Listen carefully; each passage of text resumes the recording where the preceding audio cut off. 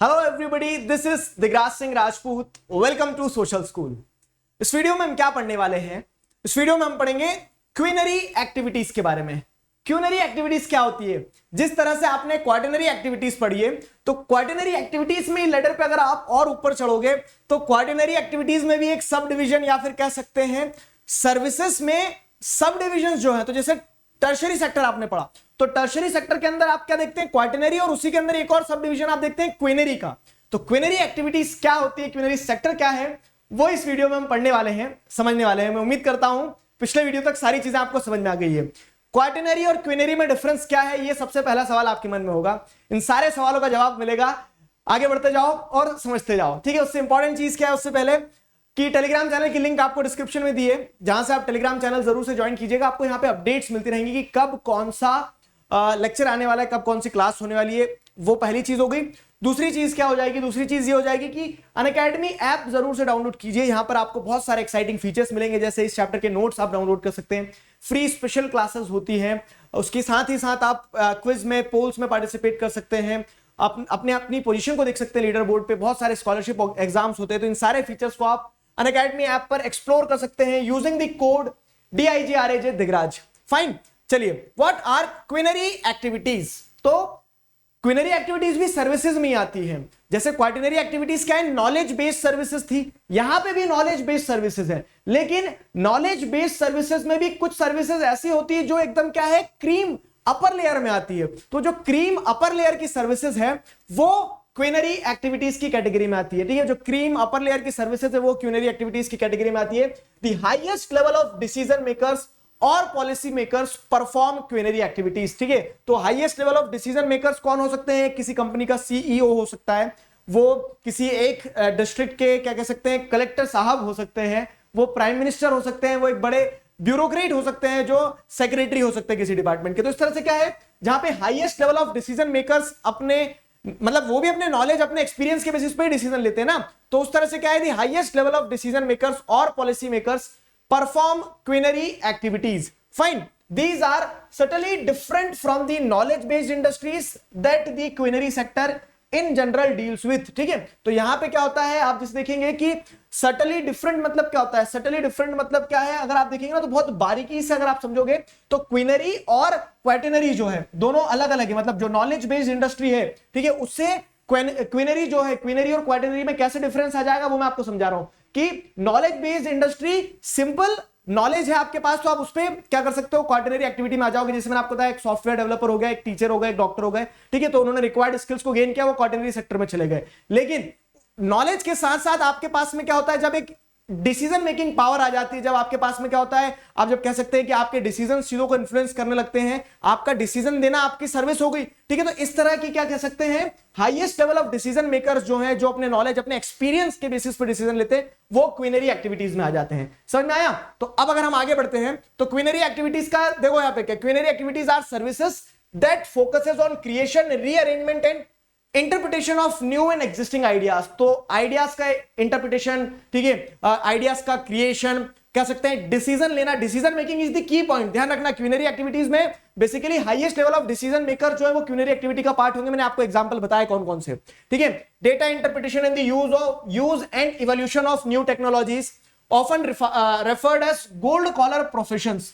Collar की colour से क्या होता है पता चल जाता है आपका प्रोफेशन कैसा है। व्हाइट कॉलर प्रोफेशन होता है, ठीक है। जैसे क्वार्टनरी एक्टिविटीज में हम क्या कह सकते हैं कि व्हाइट कॉलर प्रोफेशन वाले लोग हो गए, वैसे ही उसमें क्या है, व्हाइट कॉलर के ऊपर जब गोल्ड कॉलर लग गई तो गोल्ड कॉलर प्रोफेशंस में क्या आ जाएगा, गोल्ड कॉलर प्रोफेशंस की अगर हम बात करें, गोल्ड कॉलर प्रोफेशन जो है, तो गोल्ड कॉलर प्रोफेशन एक तरह से क्या है, हाईएस्ट लेवल ऑफ क्या कह सकते हैं आप, एक्टिविटीज जो है गोल्ड कॉलर प्रोफेशन में आ जाएगी। समझ में आया? तो often referred to as gold collar professions, they represent another subdivision of the tertiary sector representing special and highly paid skills of senior business executives, government officials, research scientists, financial and legal consultants, etc. ठीक है। तो इसमें क्या देख रहे हैं कि जो कह सकते हो आप यहाँ पे क्विनरी एक्टिविटीज है ना, क्विनरी एक्टिविटीज में जो लोग एंगेज्ड हैं वो बहुत ज्यादा हाईली पेड स्किल्स वाले लोग होते हैं। हाईली पेड स्किल्स में जैसे क्या जाएगा, सीनियर बिजनेस एग्जीक्यूटिव्स, तो जिसमें बताया ना आपको CEO वगैरह हो गए, ये सभी लोग आ जाएंगे। Government official, research scientist, financial and legal consultants, ये सभी लोग क्विनरी एक्टिविटीज के पार्ट होते हैं। ये सभी क्विनरी एक्टिविटीज के, क्विनरी सेक्टर में काम करने वाले एग्जाम्पल हैं, ठीक, their importance in the structure of advanced economies far outweighs their number. ठीक है, अब क्या होता है कि उनकी इंपॉर्टेंस जितनी कम लोग होते हैं लेकिन उनकी इंपॉर्टेंस बहुत ज्यादा होती है। फॉर एग्जांपल, जैसे पूरे जिले में कितनी जनता जनार्दन है, लेकिन वहां पे decision, highest decision making power एक कलेक्टर के पास में होती है, तो उनके जो नंबर होते हैं, ठीक है, तो their importance in the structure of advanced economies far outweighs their numbers. ठीक है, तो वो नंबर में कम रहेंगे लेकिन उनकी इंपॉर्टेंस जो है एडवांस इकोनॉमीज में बहुत ज्यादा रहती है, जो क्विनरी एक्टिविटीज को परफॉर्म करते हैं। This is the reason they are being highly paid. ठीक है, ये कारण, इस कारण से उन्हें बहुत ज्यादा पैसा दिया जाता है। अब आगे बढ़ते हैं, अगर तो outsourcing a service sector job. ठीक है, तो क्विनरी एक्टिविटीज से ही एसोसिएटेड एक आउटसोर्सिंग भी एक सर्विस है। आउटसोर्सिंग के बारे में आपको मैंने क्वार्टिनरी एक्टिविटीज में भी बताया था। आउटसोर्सिंग बेसिकली है क्या कि आप जो काम है वो काम आउटसोर्स कर दे रहे हो। आउटसोर्स मतलब फॉर एग्जांपल मान लीजिए क्या होता है कि कॉल सेंटर, जैसे एयरटेल है, ठीक है, तो एयरटेल क्या है, सर्विस प्रोवाइड कर रहा है आपको इंटरनेट की।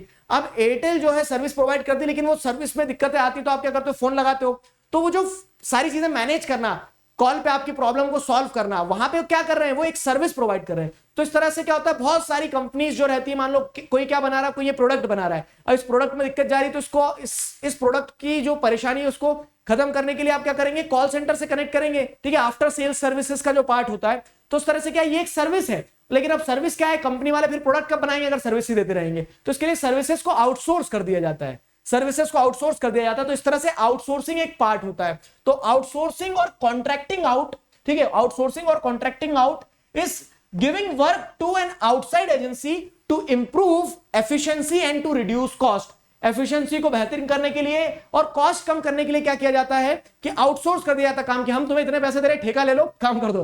ठीक है, उस तरह से। तो क्या हो रहा है, when outsourcing involves transferring work to overseas location, it is described by the term offshoring. ध्यान रखना, आउटसोर्सिंग मतलब किसी और को बाहर काम दे दिया। फॉर एग्जांपल, जैसे क्या हो रहा है, फॉर एग्जांपल क्या है कि अब आपने देखा होगा जैसे इलेक्ट्रॉनिक प्रोडक्ट्स घर में बहुत ज्यादा हो जाते हैं। एक अच्छा एग्जांपल दे रहा हूं मैं आपको, तो बहुत सारे इलेक्ट्रॉनिक प्रोडक्ट्स हैं, अब सबका मेंटेनेंस कौन, बार बार इंसान अगर वही संभालता रहेगा तो अपने दूसरे काम कब करेगा।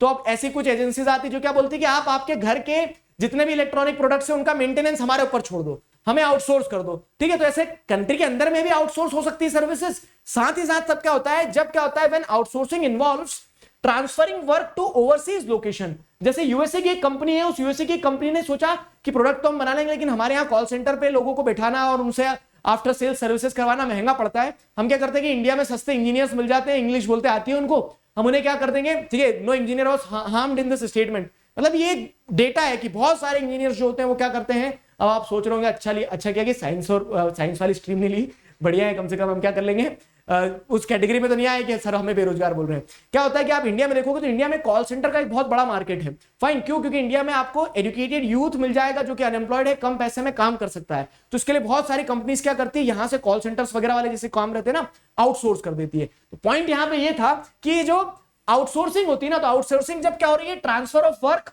टू ओवरसीज लोकेशन होता है कि यूएसए का काम आपने कहां करवा रहे हैं, इंडिया में करवा रहे हैं, तो इसे ऑफशोरिंग कहा जाता है। ध्यान रखना, इसे ऑफशोरिंग भी कहा जाता है। ठीक है, कॉम्पिटिटिव्स की जो तैयारी कर रहे हैं आप लोगों के लिए ऐसे छोटे छोटे शब्द बहुत इंपॉर्टेंट हो जाते हैं। ठीक है, although both offshoring and outsourcing are used together, unanimously दोनों ही शब्दों का इस्तेमाल कर लिया जाता है, ऑफशोरिंग और आउटसोर्सिंग का एक दूसरे की जगह पे। Business activities that are outsource include information technology, human resources, customer support and call centre services at times also manufacturing and engineering. तो जो बिजनेस एक्टिविटीज आउटसोर्स की जाती है मोस्ट ऑफ द टाइम, मैं अभी आउटसोर्सिंग आपको समझा रहा हूं, एक सर्विस सेक्टर का जॉब है आउटसोर्सिंग। तो इसमें क्या क्या काम हो जाता है, जैसे आईटी से रिलेटेड जो काम है, सॉफ्टवेयर प्रोडक्ट बनाना है, इंडिया में बने, अमेरिका में बने, कहीं भी बने, वो प्रोडक्ट चलना है कंप्यूटर में है। तो इस तरह से जब ऐसे काम होते हैं तो ये आउटसोर्सिंग की कैटेगरी में आ जाएंगे। ह्यूमन रिसोर्सेज, ठीक है, ह्यूमन रिसोर्सेज क्या है, तो ह्यूमन रिसोर्सेज में मान लीजिए क्या है कि आपको एक समय पे बहुत सारे लेबर्स की जरूरत पड़ती है, उसके बाद में नहीं पड़ती, तो आप क्या कर रहे हैं, एक समय पे बहुत सारे लोगों को बल्क में हायर कर लेते हैं। ठीक है, तो वैसे ह्यूमन रिसोर्स को भी आउटसोर्स किया जा सकता है। तो ये कुछ एग्जांपल्स हैं आउटसोर्सिंग के। अब अगर हम देखें, आउटसोर्सिंग जो है ना, outsourcing is some one of the service which is dominated in less developing countries. मतलब लेस डेवलपिंग कंट्रीज से लोगों को, रिसोर्सेस को आउटसोर्स ज्यादा किया जाता है। कौन करता है, डेवलप्ड कंट्रीज करती है। क्यों करती है, अब क्वेश्चन आपका बन सकता है कि why outsourcing services are mostly seek in developing countries. ठीक है, तो यहां पे डेवलपिंग कंट्रीज में बहुत अधिकतर समय क्यों आउटसोर्सिंग सर्विसेज को देखा जाता है, अप्रोच किया जाता है, उसके पीछे के कारण क्या हो सकते हैं। देखो, outsourcing has resulted into opening up of large number of call centres in India, China, eastern Europe, Israel, Philippines and Costa Rica. ठीक है, तो आउटसोर्सिंग के चलते क्या आप देखो तो इन सारे मार्केट्स में बहुत सारे कॉल सेंटर्स वगैरह खुल गए। कॉल सेंटर्स आउटसोर्सिंग का एक क्लासिकल एग्जांपल है, क्योंकि कंपनियां यूरोप की है, अमेरिका की है, लेकिन उन्हें ऐसा लगता है कि सस्ता लेबर हमें यहां मिल जाएंगे इन देशों में, तो वो यहां अपना कॉल सेंटर सेटअप कर देती है और इस तरह से क्या है, कम पैसे में बच्चे दिन भर बात करा करते हैं फोन पे, मतलब सर्विसेज दिया करते हैं और इस तरह से उनका भी काम हो जाता है, इनका भी काम हो जाता है। ठीक है, तो आउटसोर्सिंग क्या है, लेस डेवलपिंग कंट्रीज में ज्यादा देखने को मिलती है। कारण क्या है, कारण यह है कि outsourcing is coming to those countries where cheap and skilled workers are available. सस्ते में स्किल्ड वर्कर्स, जैसे इंग्लिश स्पीकिंग एजुकेटेड यूथ जो इंडिया में आपको बहुत आसानी से मिल जाएगा, क्योंकि आज की जनरेशन में आप क्या देख रहे हैं, हर इंसान को अंग्रेजी का एक आइडिया है। ठीक है, अब उसके चलते क्या होता है, उसके चलते आपको ये देखने को मिलता है कि अगर यही काम अगर आप करवा रहे हो तो यूएसए वगैरह में किसी से, तो वहां पे लेबर लॉज और ये वो सारी चीजें ज्यादा पैसा देना पड़ता है। इंडिया में कम खर्च में आपकी वो आफ्टर सेल सर्विसेज को मैनेज किया जा रहा है, तो these are also out migrating. हाँ, ये सस्ता मिल गया और साथ ही साथ क्या है, ये जो देश है less developing countries, these countries are out migrating countries, मतलब लोग यहां से भी वैसे भी काम की तलाश में दूसरे देशों में जाते हैं। तो बेहतर यह है, डेवलप्ड कंट्रीज को क्या लगता है कि हमारे देश में आएंगे, उससे अच्छा उनको उनके देश में बिठा दो, वहीं काम दे देते हैं। ठीक है, तो इस तरह से ये आउट माइग्रेटिंग कंट्रीज है, people are seeking jobs over here, तो इसके लिए it is easy to get these people, ठीक है, who can work on the outsource basis. ठीक है, तो इस कारण से क्या होता है, आसानी से यहाँ पे आपको वर्कर्स मिल जाएंगे।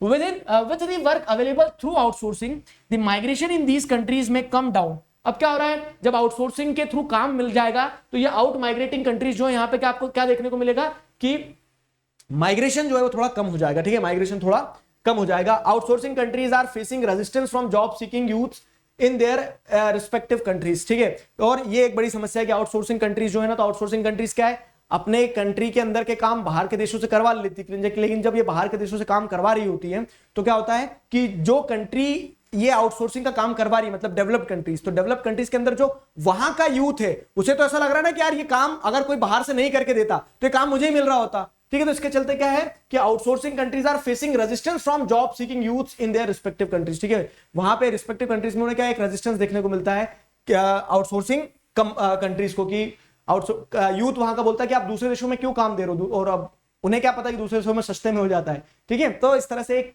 प्रॉब्लम ये आपको देखने को मिलती है आउटसोर्सिंग की। आउटसोर्सिंग से एसोसिएटेड इंपॉर्टेंट पॉइंट्स मैंने आपको बताया। अब अगर हम आगे और समझते हैं कि क्विनरी एक्टिविटी, क्विनरी सेक्टर समझ में आ गया ना, तो जो हाईली पेड क्या कह सकते हैं, highly important decision making jobs होते हैं, रोल्स होते हैं, वो क्विनरी एक्टिविटीज में आ जाते हैं। तो वैसे अगर आप देखेंगे तो क्विनरी सर्विसेज जो होती है ना, तो quinary services knowledge processing outsourcing करती है, क्योंकि अब आपको यहां पे क्या चाहिए रहते हैं, ब्लू चिप माइंड्स चाहिए रहते हैं एकदम, मतलब जो क्या है, जो कि नॉलेज और एक्सपीरियंस के साथ साथ में बेहतर डिसीजन ले सके।